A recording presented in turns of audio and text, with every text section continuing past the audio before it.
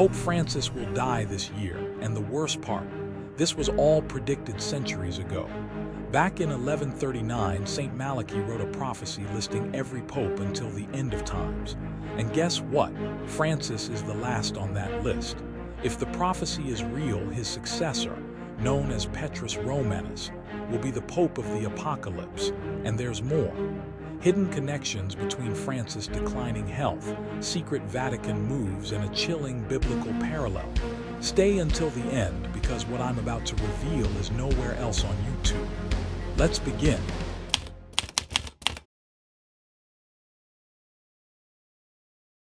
Pope Francis has faced serious health struggles, but lately, things have taken a turn for the worse. And while the Vatican tries to keep things under wraps, behind closed doors, they're already preparing for what comes next. At 87 years old, Pope Francis has dealt with recurring respiratory infections, chronic knee pain, and even intestinal surgery. In 2023, he was rushed to the hospital multiple times, sparking concerns that his days may be numbered. Those close to him say that he now relies on a wheelchair more than ever, and his frailty is becoming impossible to ignore. But here's where things get really unsettling. Historically, the Vatican has been extremely secretive about a pope's true health status. When Pope John Paul II was dying, the Vatican kept insisting he was fine, until suddenly he wasn't. The same pattern played out with Pope Benedict XVI, and now it seems like we're seeing the same with Francis. Even more shocking, Francis himself has admitted that he's written a resignation letter just in case he becomes too sick to continue. That's unheard of. Until Pope Benedict XVI stepped down in 2013, popes ruled until their very last breath. Could Francis be preparing to do the same? And here's where it gets even stranger. Some religious figures have claimed for years that there were warnings about Francis' health. In 2022, a Catholic mystic said they had a vision of Francis collapsing in public. Around the same time, an Italian journalist close to the Vatican claimed that high-ranking cardinals were already discussing his successor behind closed doors. Even major news outlets have started acknowledging the reality. In a recent interview, Francis himself said, "I will not be here much longer." Was this just a casual remark, or does he know something we don't? But here's the most shocking part. All of this was foretold centuries ago. In the year 1139, Saint Malachy, an Irish archbishop, recorded a chilling prophecy, one that predicted every pope until the end of time. And according to his vision, Pope Francis may be the second to last pope before the apocalypse begins. That takes us to part 2, the prophecy of Saint Malachy. Stay with me, because what I'm about to reveal next might change the way you see the Vatican forever.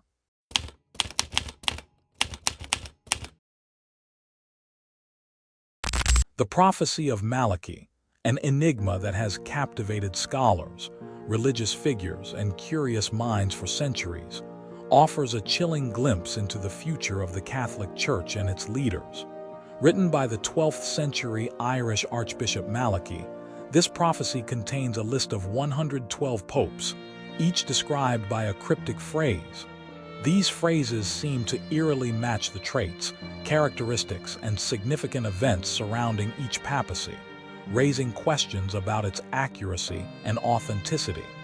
The prophecy begins with Pope Celestine Roman II, who reigned in 1143 and continues through to the present papacy. Many of these descriptions appear to align perfectly with the popes they refer to. For example, Pope John Paul II is described as de labor solis, from the labor of the sun, a reference to his birth during a solar eclipse. Such precise alignments give the prophecy an air of mystery and leave us questioning whether it's the work of divine foresight or a carefully constructed document written after the fact. However, as the prophecy progresses, it becomes darker and more ominous. The final pope, identified as Peter the Roman, Petrus Romanus, is said to lead the Church through a time of great tribulation, after which Rome itself will be destroyed. This marks the end of the world, or at least the end of the Church as we know it. Despite the prophecy's unsettling nature, its authenticity remains a topic of debate. The first known publication of the prophecy only appeared in 1595, centuries after Malachy's death. Some argue that it was written as a retrospective document, crafted to align with papacies that had already occurred, while others maintain that it's a genuine prophecy predicting the future. One aspect that fascinates many is how the descriptions of certain popes, such as Pope Benedict Roman XVI, seem to fit perfectly with their roles and circumstances. Benedict was described as Gloria Olivi, glory of the olive, which aligns with his connection to the Benedictine order, symbolized by the olive tree. The accuracy of these descriptions fuels the belief that Malachy's prophecy could hold a deeper truth. But as we approach the end of the prophecy, things take a darker turn. The description of the final pope, Peter the Roman, hints at something far more ominous. This leads us to one crucial question. Are we nearing the fulfillment of this ancient prophecy? What does the rise of the final pope mean for the future of the Catholic Church and for the world? In our next part, we will explore the chilling implications of the prophecy's final words and what they could reveal about the ultimate fate of the papacy and the Church. Stay tuned. As we approach the conclusion of the prophecy of Malachy, one figure looms larger than any other: the final pope, Petrus Romanus, Peter the Roman.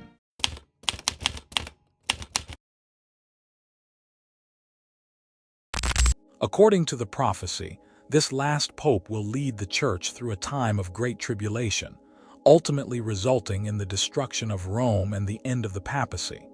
Malachy's prophecy doesn't shy away from its apocalyptic vision.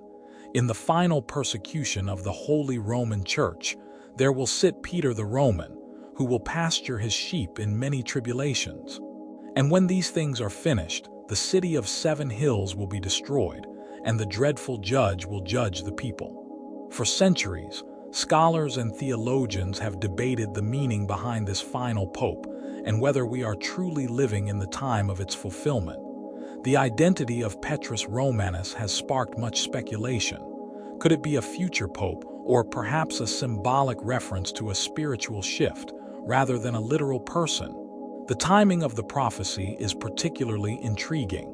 The papacy of Pope Francis, who succeeded Pope Benedict Roman XVI in 2013, has raised many questions.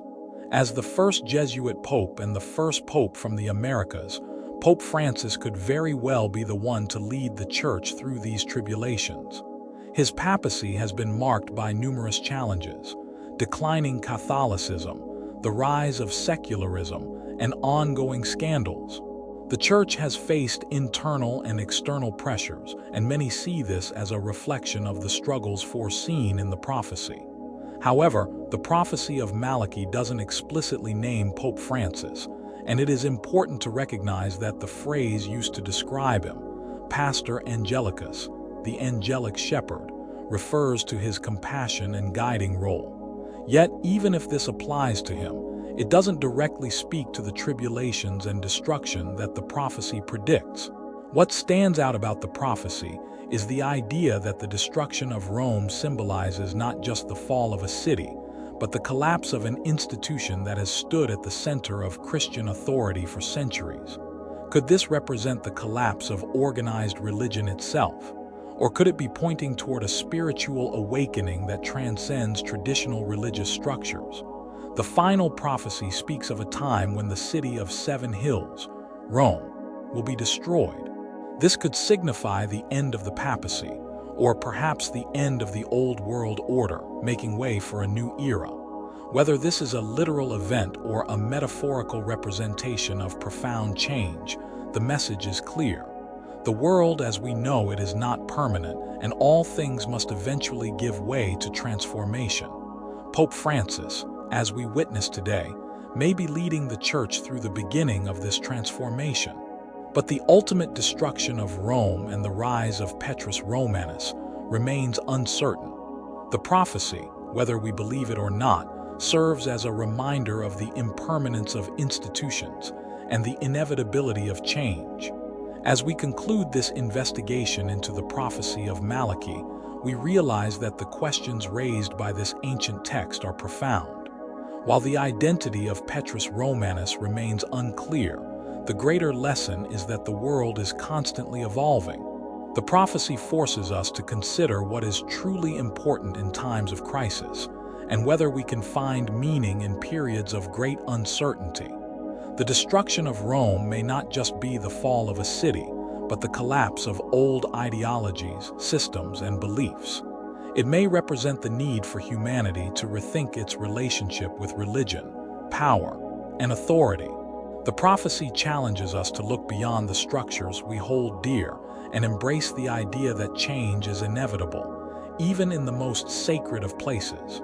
In the end, the true meaning of the prophecy may not be as important as the reflection it sparks about our own beliefs and the world we live in. As we move forward, we must be open to change, understanding that the destruction of old systems is often the prelude to new beginnings.